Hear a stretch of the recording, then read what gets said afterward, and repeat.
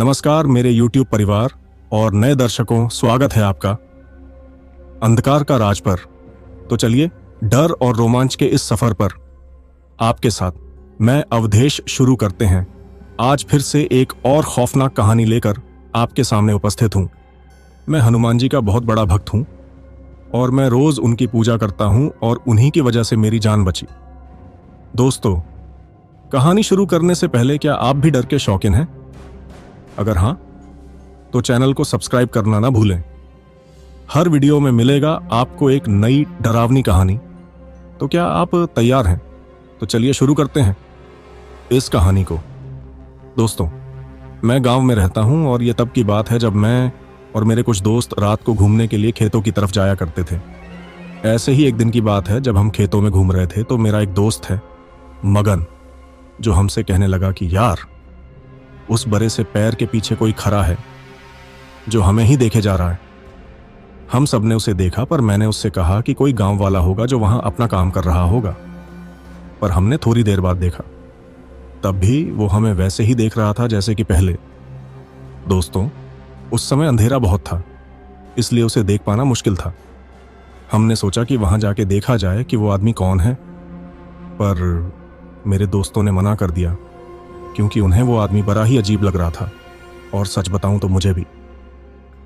हम सब ने घर वापस जाने की सोची और हम घर की तरफ चलने लगे। मैंने पीछे पलट कर देखा, वो आदमी वहां नहीं था। मेरे सब दोस्तों ने भी पाया कि वो वहां से गायब हो गया है। हम घरों की तरफ जाने लगे ही थे कि हमारी तरफ से तेजी से एक आदमी दौड़ के निकला। वो इतना तेज था कि हमें कुछ समझ में ही नहीं आया कि तभी मेरा दोस्त महेश जोर से चिल्लाया। हमने उससे पूछा, क्या हुआ? वो डरते हुए बोला, सामने देख, वो क्या है? हम सब ने देखा कि एक डरावना सा आदमी, जिसकी जीभ उसके मुंह से बाहर लटकी हुई थी और जिसके बड़े बड़े दांत, उसकी आंखें काली और गहरी अंदर धंसी हुई थीं, और उसके हाथ जो बहुत लंबे थे और नाखून किसी चाकू से भी लंबे और तीखे। उसको देखकर हम सभी के होश उड़ गए। वो हमारी ही तरफ देख रहा था और वो हमारी तरफ धीरे धीरे आने लगा। मेरा दोस्त महेश बोला, दोस्तों, अगर जिंदा रहना है तो जितना तेजी से हो सके उतना तेजी से भागो और पीछे मुड़ के मत देखना। उसके कहने की ही देर थी कि हम हवा की तेजी से वहां से गांव की तरफ भागे। भागते हुए मैंने पीछे मुड़ के देखा। मेरी समझ में आया कि अब तो जान गई, क्योंकि वो हमारी तरफ बड़ी ही तेजी से आ रहा था। हम सब जोर जोर से हनुमान चालीसा का पाठ करने लगे और गांव के पास के हनुमान जी के मंदिर में चले गए। हमने मुद्द के देखा वो, तो हमने देखा कि वो शैतान हमें ही देख रहा था और फिर वो अचानक से गायब हो गया। हम इतना डर गए थे कि उस मंदिर से हम हिले तक नहीं। थोड़ी देर बाद पंडित जी वहां आए।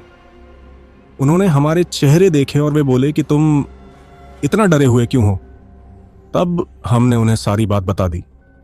पंडित जी बोले, तुम लोग को भगवान ने बचा लिया, वरना आज अनर्थ हो जाता। उसके बाद पंडित जी ने हमारे सिर पर तिलक लगाया और हमें भभूत दी और कहा, अब घर जाओ, वो तुम्हारा कुछ नहीं बिगाड़ सकता। उसके बाद हम अपने अपने घर चले गए। उसके बाद से हमने रात में खेतों की तरफ जाना बंद कर दिया।